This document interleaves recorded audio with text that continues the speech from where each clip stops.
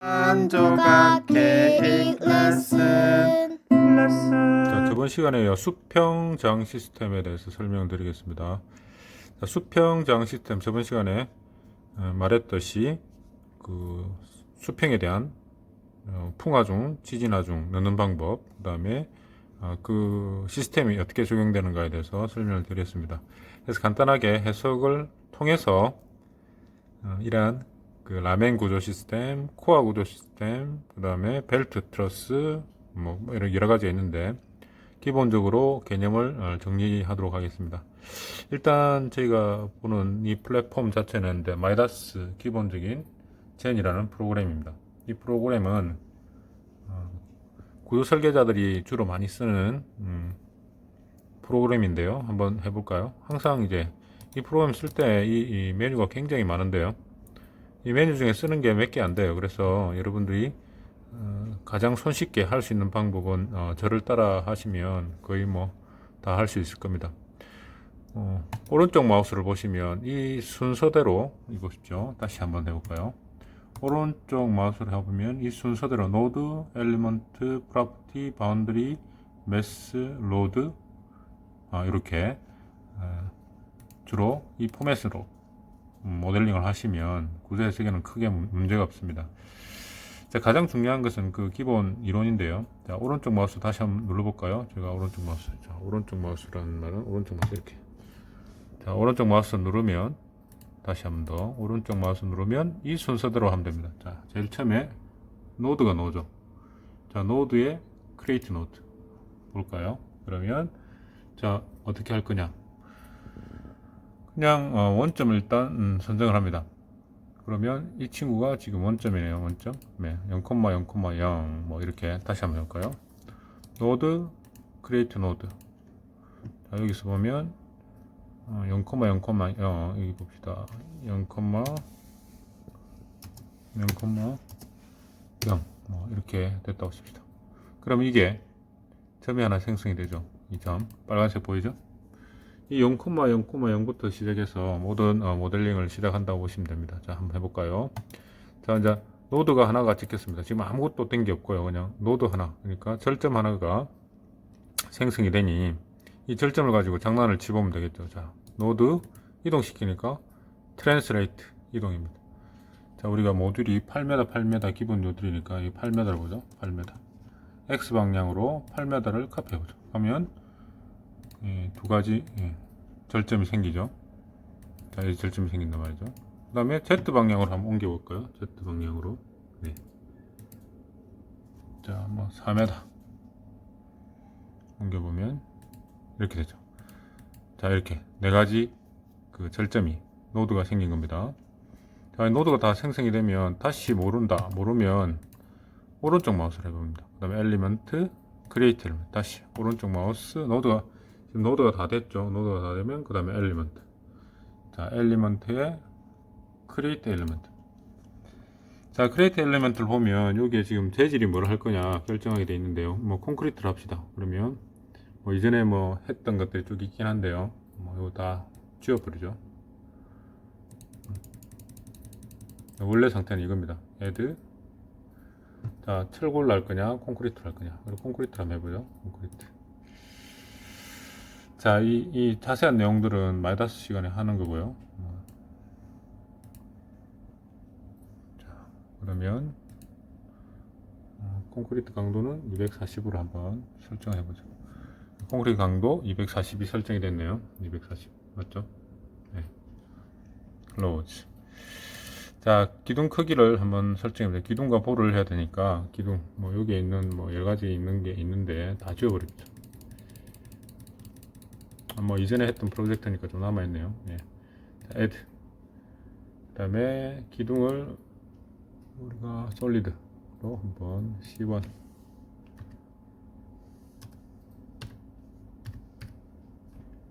자, 기둥을 C1이라 해서 기둥이 크기를 우리가 0.5에 0.5 이렇게 세팅을 해 봅시다. 자, 기둥이 세팅이 됐죠? 기둥이 세팅이 되고 카피를 한번 해보죠.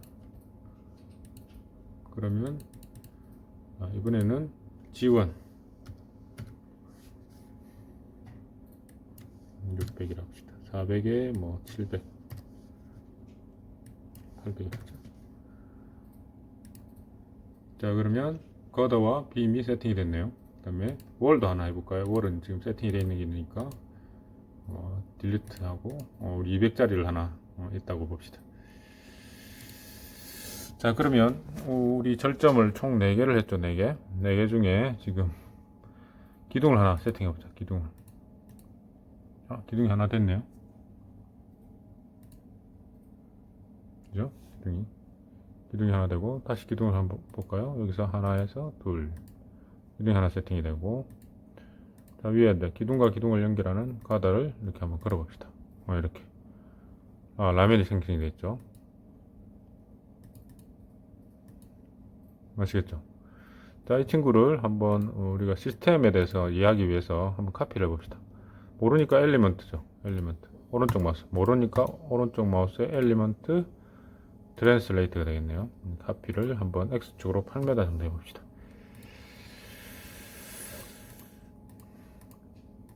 네, 또 카피를 한번 해볼까요? X축으로 카피.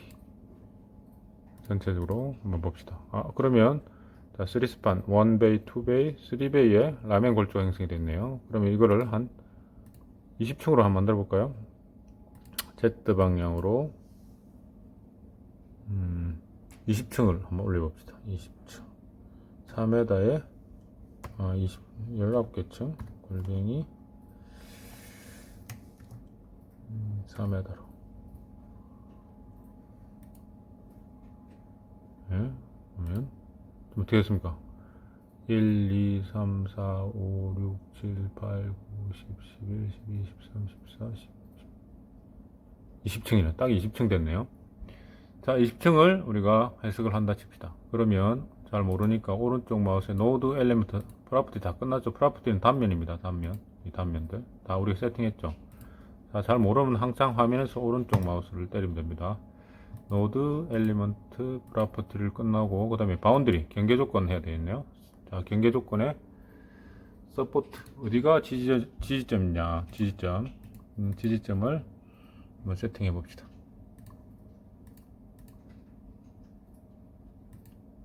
자, 이렇게 세팅이 됐네요. 자, 그럼 한번 해석해 볼까요?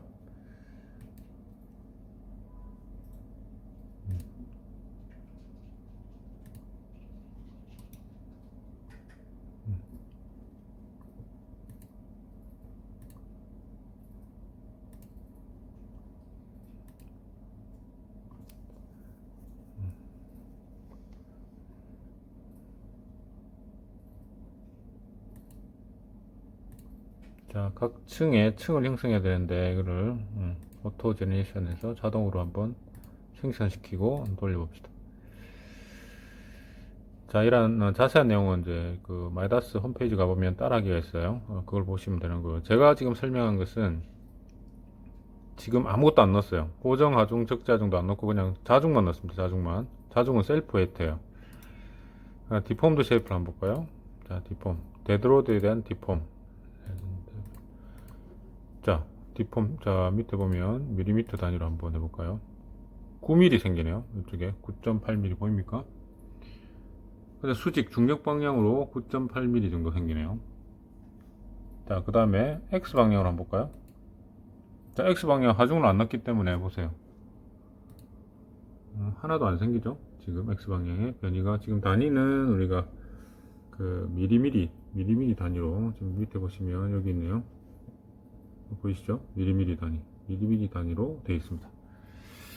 자, 지금 X 방향으로 하중을 안 뒀기 때문에 아무것도 안 되죠. 그래서 2차 평면 프로젝트의 20층짜리를 한번 저희가 하고 있는 겁니다. 자, 이 상황에서 우리가 옆으로 수평력을 한번 넣어 봅시다. 이제 로드죠. 모르니까 로드 끝났고 엘리먼트 끝났고 프로퍼티 바운드리 끝났으니까 로드 더합니다. 로드. 자, 노달 로드로 한번 넣어보죠.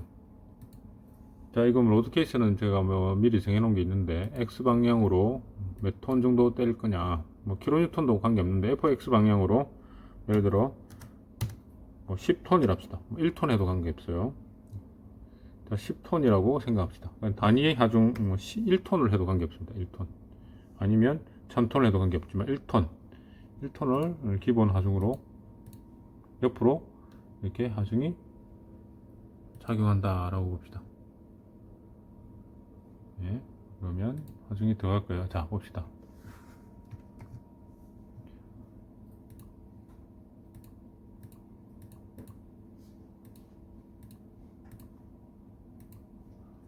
자, 1이라는 단위 하중이 들어갔어요. 1일. 자, 1톤입니다. 1톤.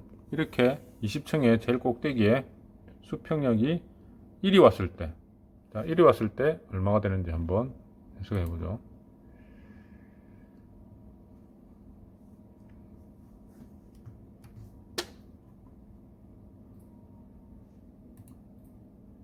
자, 봅니다. 여기서 디폼드 쉐입이죠. 디폼. 자, 얼마만큼 변이가 생겼느냐.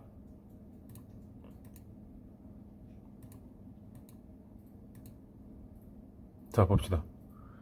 자, 1이라는 단위 하중을 주니까 이 골조에 20층의 골조에 4.6mm라는 수평 변이가 생겼어요. 4.6mm. 아시겠죠? 4.6mm. 이게 뭐 수평력이 풍하중이 될 수도 있고 지진력이 될 수도 있는데, 일단 이 구조물을 전체적으로 수평 방향의 시스템을 이해하기 위해서 제가 설명을 드리는 겁니다. 자, 이 골조는 평면 골조인데요. 그냥 이러한 기둥이 크기가 500에 500이고 보의 크기가 400에 400일 경우를 가정해서 20층짜리의 건물 라멘조에 수평력을 때리니 어떤 현상이 일어났습니까? 자, 여기에 4.6mm가 생겼네요. 그러면 여기에서 굉장히 중요한 겁니다. 얘가 10톤이 넣으면 10톤을 넣으면 얘가 얼마일까요? 네, 46mm가 생기겠죠. 그래서 단위 하중이 굉장히 중요한 겁니다. 1이라는 단위 하중이 생겼을 때 4.6mm 넣으면 10이라는 어떤 값이 넣으면 이 친구는 46mm가 나온다는 뜻이죠. 그래서 1의 단위 하중 굉장히 중요합니다. 그래서 어떤 구조물을 분석할 때 단위 하중을 줬을 때 어떤 값이 나오면 그 배수가 그 최종 결과 값이 된다라고 판단하시면 돼요. 굉장히 쉬운 논리인데 이걸 모르는 학생들이 좀 많아요. 네, 봅시다. 그러면 이 부분 다시 한번 더 설명드립니다. 우리가 단위 하중을 주는 이유는 이 수평력이 1이 될 수 있고 5가 될 수도 있기 때문에 미리 이 강성을 구하고 변이를 구해 놓으면 이 친구가 변화하면 이 친구도 똑같은 배수로 변한다 라고 보시면 돼요. 거의 동일합니다. 자, 그러면 우리가 수평 저항 시스템을 알기 위해서 이제 골조 시스템 한번 들어가 봅시다. 똑같은 단위 하중이 들어갔는데 이 라멘조죠. 라멘조 보와 기둥으로 이루어진 이러한 값들입니다. 그죠? 근데 이 친구가 이제 코어 시스템을 한번 가볼까요? 코어 시스템. 자, 코어 시스템 뭐죠? 중간에 코어가 있는 건물이죠. 그래서 한 번 더 엘리먼트를 한번 만들어 봅시다. 이번에는 이제 크리에이트 엘리먼트 중에 월이죠. 월. 여기에서 보면 이번에는 월 요소를 한번 넣어볼게요. 월 요소. 자, 내력벽입니다. 내력벽은 코어에 중앙에 들어간다 보시고 제가 모델링을 한번 해볼게요. 자, 어떻게 됐나요? 예, 중간에 월이 하나 모델링이 되었습니다. 단위 하중은 그대로 있네요. 단위 하중은 그대로 있고 중간에 월을 하나 모델링 했습니다. 자, 이렇게 될 때 수평 시스템이 어떻게 됩니까? 수평 저항 시스템은 코어 월에 라멘조로 형성된 어떠한 시스템이죠. 건물의 시스템인데, 이럴 때 단위 하중을 1을 주면 어떻게 될까? 저번에는 이 코어가 없을 때는 아까 여기가 4.6mm 나왔어요. 그죠? 예, 그러면 어떻게 되는가 한번 봅시다. 해석을 한번 해보죠. 자, 그러면 얼마가 생길까요? 디폼 똑같이 한번 봅니다.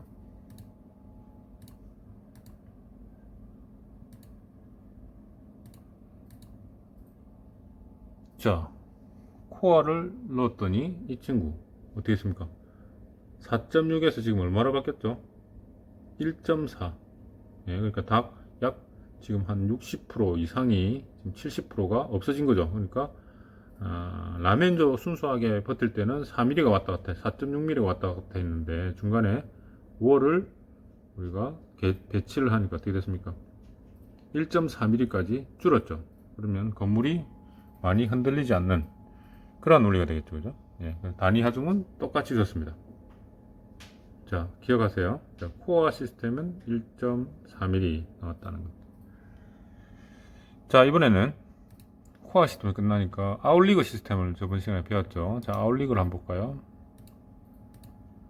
자, 아웃리그가 제일 꼭대기에 있다.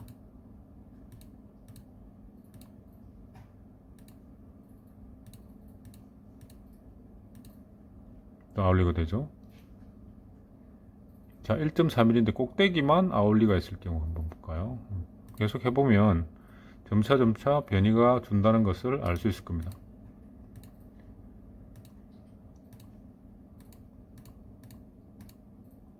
자, 아까 1.4mm에서 얼마만큼 줄었죠? 0.3mm, 1.4mm에서 1.16mm까지 떨어졌죠. 어떻게 해서 아웃리그를 제일 최상단에 한번 배치를 했더만 이 친구가 줄었다는 얘기입니다. 자, 그러면 한 번 더 줄여보죠.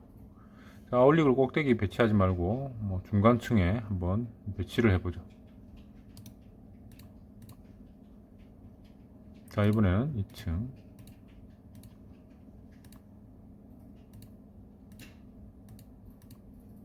자, 2층에 배치를 했죠. 한번 돌려볼까요?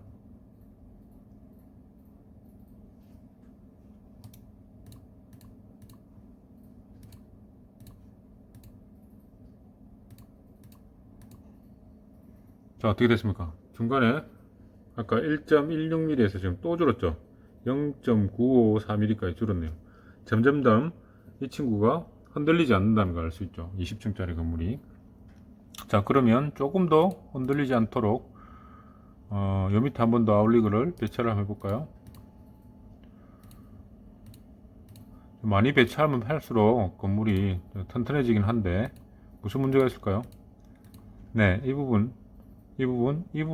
지금 사용이 안 되죠, 그죠? 네, 그런 문제가 있기 때문에 적절한 아웃리그가 어디에 배치하느냐에 따라서 구조기술사가 판단하는 겁니다.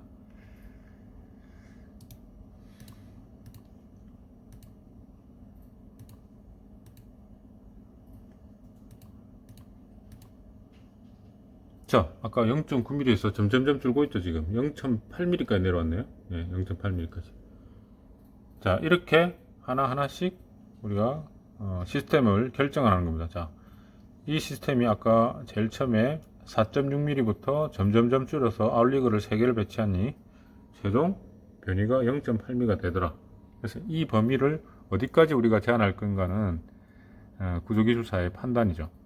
네, 무슨 말인지 알겠죠? 다시 처음으로 한번 돌아가는 겁니다.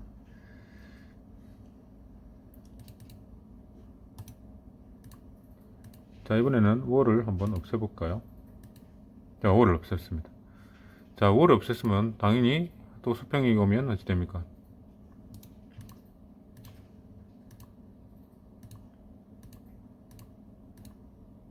자, 또 어떻게 됩니까? 4.6mm 다시 원상복귀 됐죠. 이런 식으로 계속 스터디를 해 나가는 겁니다.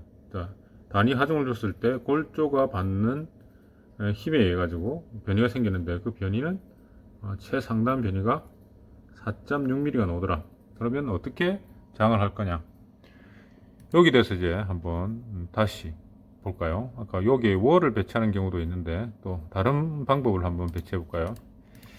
브레이스 시스템이라는 용어를 주로 씁니다. 자, 그래서 브레이스를 하나 한번 만들어 볼까요? 카피.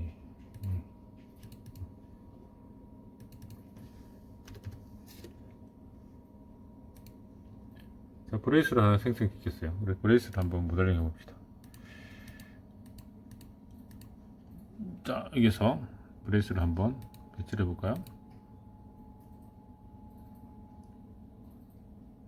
이렇게 합시다.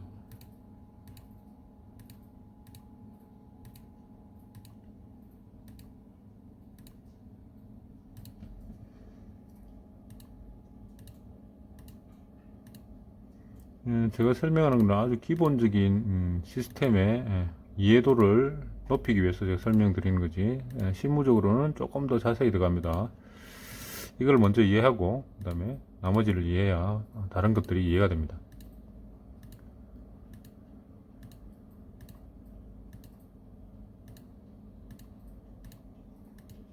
자, 코어 대신에, 벽 대신에 이런 식으로 브레이스로 골조를 형성시켰을 경우에 얼마나 하중이, 그러니까 변이가 주는지 한번 해석을 해봅시다.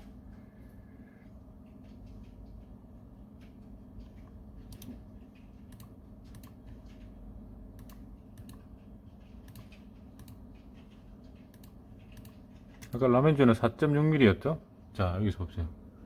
자, 2.6mm까지 줄었네요. 그죠? 예, 브레이스를 배치를 하니까 2.6mm까지 줄었더라. 그래서 우리가 벽 대신에 이런 브레이스를 사용하는 경우도 있습니다. 마찬가지로 아울리고도 아까 다시 한번 볼까요? 제가 다 까먹어 버렸는데. 자, 수평 변이를 외우고 들어가죠.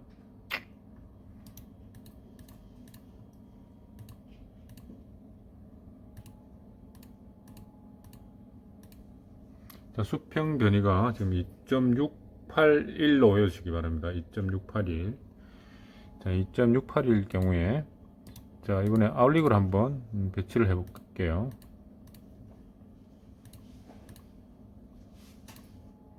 자, 제일 꼭대기에 아울리그 하나 갑니다. 그 다음에 중간층에 아울리그가 한번 가보도록 하죠. 그 다음에 이런 식으로 됐다고 칩시다. 자, 아울링은 제일 꼭대기에 트러스 형식으로 이렇게 한다. 이렇게 가는 이유는 이 중간에 사람들이 왔다 갔다 해야 되니까 벽으로 꽉 막기보다는 이렇게 브레이스 형태로 우리가 막았다고 칩시다.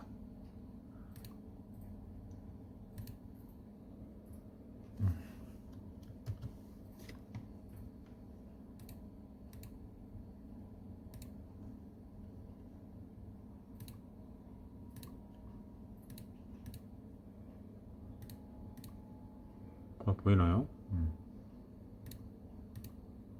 이걸 아울리거 트러스라고 부릅니다. 아울리거 트러스.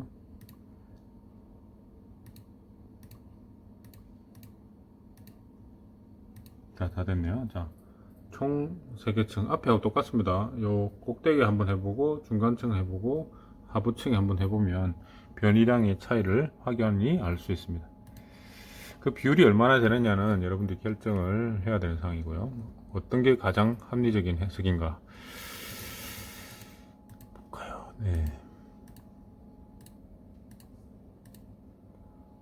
자, 봅시다.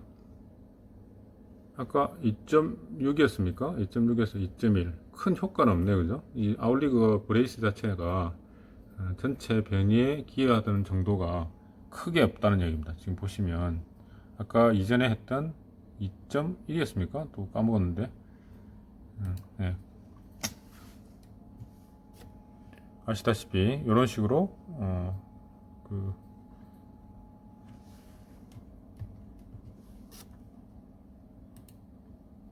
네.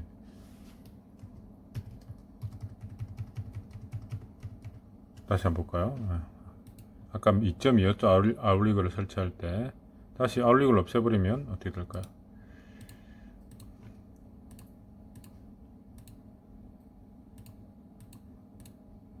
(2.6이었죠) 보세요. 아까 2.2가 아울리그 트러스를 했는데 2.6이니까 이 건물의 아울리그 트러스 자체는 그렇게 효과적이지 않네요. 아까 2.6에서 2.2밖에 0.3mm 정도 줄이려고 3개 층을 이렇게 손실을 보는 것은 효과가 없다. 가장 효과적인 게 뭐였습니까? 이 부분에 브레이스를 빼고, 지금 잘 보세요. 브레이스, 코어에 브레이스 형태로 어떤 시스템을 배치하니 이 친구가 2.6mm 밖에, 지금 2.6mm나 나왔네요. 그죠? 2.68 외우세요. 자, 그러면 이 2.68, 자, 2.68을 치우고 2.6은 너무 많이 생긴다고 생각하면 이 친구를 월로 다시 한번 대체를 해 봅시다. 아까와 똑같죠? 이거를 월로.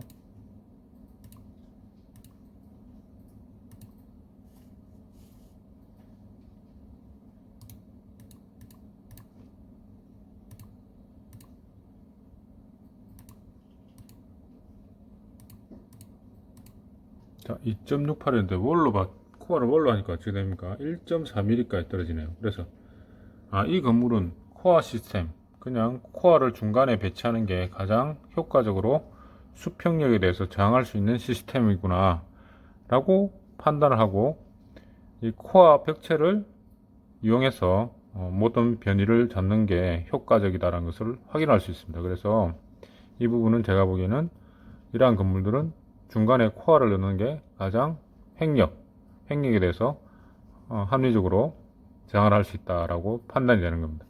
물론 여기 아웃리그를 할 수 있지만 그 아웃리그를 한 개 배치했다고 해서 이게 떨어지는 값이 굉장히 효과적이지 않다는 겁니다. 그래서 이럴 경우에는 차라리 코어의 벽체를 두껍게 한번 가볼까요? 자, 코어의 벽체가 볼까요? 지금 1점 다시 한번 볼까요? 이걸 외우고 들어가야 되겠네요. 자, 다시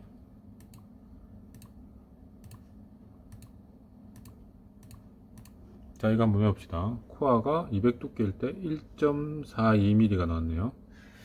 자, 1.42mm인데 이 친구를 코어를 좀 두껍게 해봅시다. 자, 이 친구, 자, 티크니스를 우리 200에서 자, 이 친구를 두께를 400으로 한번 키워봅시다. 400이네요. 네, 오케이 누르면 다시 볼까요? 네, 두께가 400으로 바뀌었네요. 자, 이 친구는 두께가 400으로 바뀌었습니다. 아까 1.42에서 얼마나 변경이 되는가 한번 봅시다. 이 친구가 얼마나 변하는지 1.42에서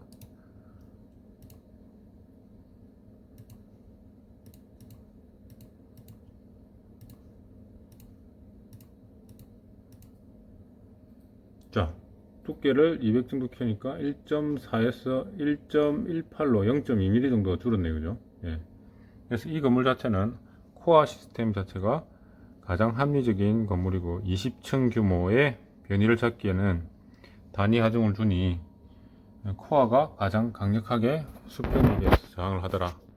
비록 아웃리그가 효과적이긴 하지만 그렇게 변이의 전체적 기여도가 얼마 되지 않기 때문에 크게 효과적이지 않다라는 게 시스템 분석. 이것을 우리가 시스템 분석이라 부릅니다. 시스템 분석을 해보니 이게 가장 좋더라. 무슨 말인지 알겠죠? 그렇다고 이거 뭐 무지막지하게 한번 이론적으로 한번 볼까요? 여기도 맞고 저기도 한번 막아봅시다. 자, 가장 좋은 방법은 그거겠죠, 그죠? 이거 한번 막아봅시다. 물론 이렇게 할 수는 있지만 사람이 살 수가 없죠. 뭐 이런 것들은 뭐 아예 벽으로 꽉 찼다. 그런 경우가 한 번씩 있을 수 있습니다. 아파트 같은 경우에 뭐 세대 간벽 뭐 다 막지는 못하지만 이거는 이제 평면이니까 그렇게 한번 해석을 해보니 여기서 디폼을 봅시다.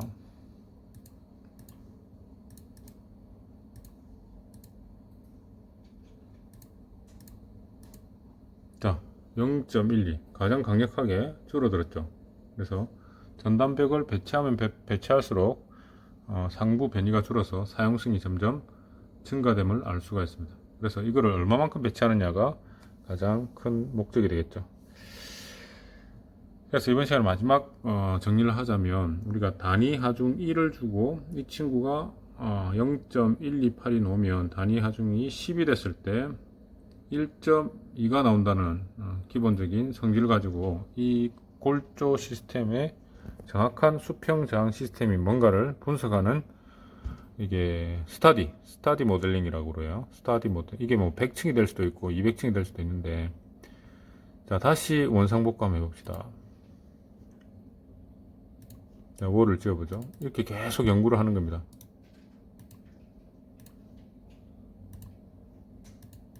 프레임 스타디 모델이라고 그래요. 예, 여기서 단위 모델 20층에 대해서 한 거고요. 자, 노드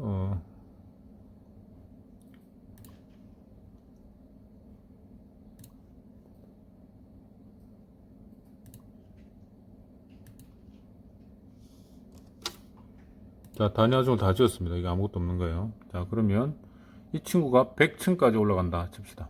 100층 50층 할까요? 100층까지 하는 거는 똑같습니다. 100층을 하든 50층을 하든 노드 엘리먼트 트랜스레이트죠. 이 친구를 20층이니까 30개 복사해야 되나요? 엘리먼트 트랜슬레이트 Z 방향으로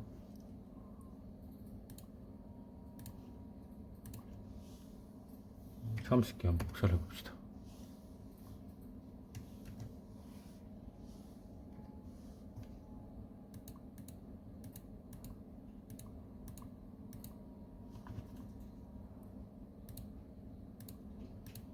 자, 나한테 50층짜리가 하나 왔다. 50층짜리, 그죠? 예를 들어 이렇게 50층짜리 왔을 때 프레임 스케치를 이렇게 하고 단위 하중을 로드, 크리에이트 노드 로드를 제일 꼭대기 한번 이렇게 때려보는 거예요.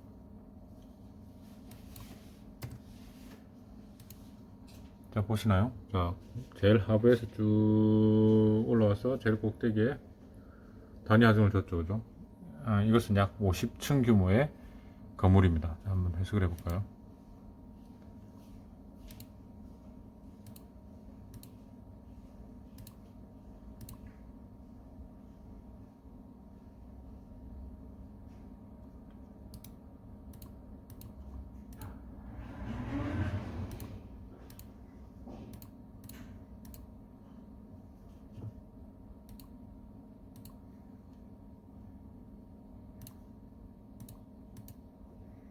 자, 단위 하중 실제로 1이 아니겠지만 단위 하중을 주니까 여기에 얼마 생겼습니까? 2.2cm mm로 할게요. 편하게 22mm가 생겼어요. 22mm 꼭대기에 무슨 말인지 알겠죠? 자, 22mm 기억하세요. 2.1cm 단위 하중을 주니까 22mm가 났다. 여기까지 하고 마칠 건데 코어를 한번 넣어보고 22mm 코어를 한번 넣어봅시다.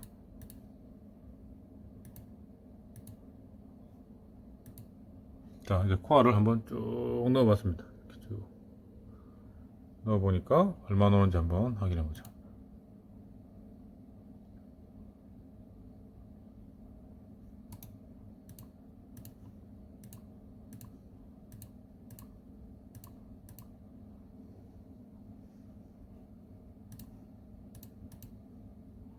자, 22mm에서 반감됐죠. 12mm로. 이렇게 코어 역할이 그렇게 50% 이상 차지한다라고 보시면 됩니다. 그래서 이러한 건물에 코어를 넣어보고 그 다음에 아웃릭을 배치하고 이 친구들이 얼마만큼 줄어드느냐 그런 것들을 열심히 연구를 해야 되겠죠. 똑같습니다. 앞에 프레임 스케치하고 여기에 아웃리그를 실제로 여기 보세요. 여기 아웃리그를 여기도 배치를 해보고 저기도 배치를 해보고 계속 해보는 겁니다. 그래서 어디가 가장 합리적인가 그런 것들을 찾는 게 바로 구조 설계자의 그 큰 목표죠, 그죠? 네. 이상으로 강의를 마치도록 합니다.